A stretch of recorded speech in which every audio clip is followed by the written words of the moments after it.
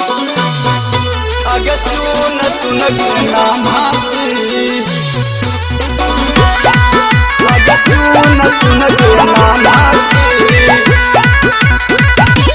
Music by Chandan Singh.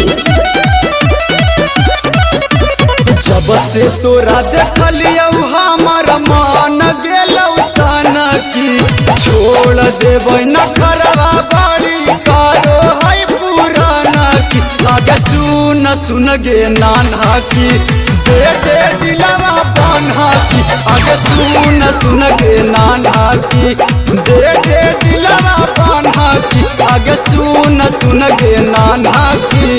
काहेला पागला बोही देखी के हमर लू करे, सच बात बोलबो तो लगतहु तोहरा दुख रे।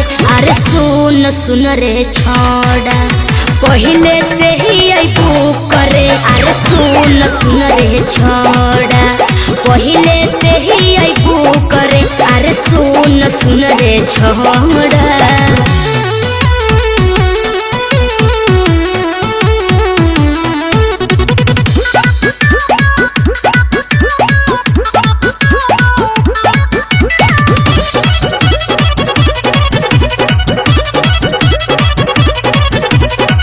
देख के सूरतिया हमर डोलो हो ईमान गे, मन करे तोरे पर लुटाई दियो जान गे, लुटाई दियो जान गे।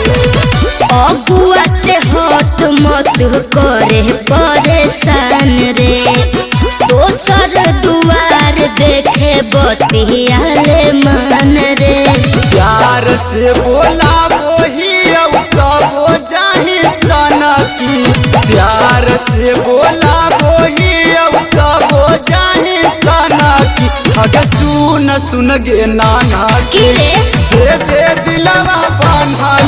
आगे सुन सुन गे नाना की, दे दे दिलवा बान्हा की। आगे सुन सुन गे नाना की, आगे मान जे गे। काहे मानी?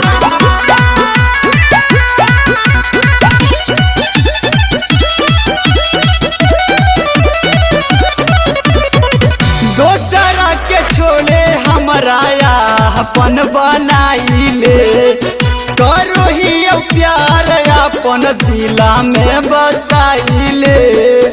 आगे तोर दीवाना ही गे। हाँ लागो हो दिमाग तोर भेगेलो खेल रे, प्यार मोहब्बत के तो बूझो ही खेल रे।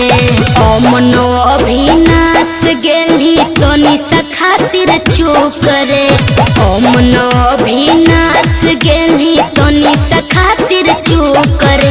अरे सुन सुन रे छोड़ा, पहले से ही अबू करे। सुन सुन रे छोड़ा, पहले से ही अबू करे। अरे सुन सुन रे छोड़ा। अरे जो दूसरा पे लाइन मारी हो।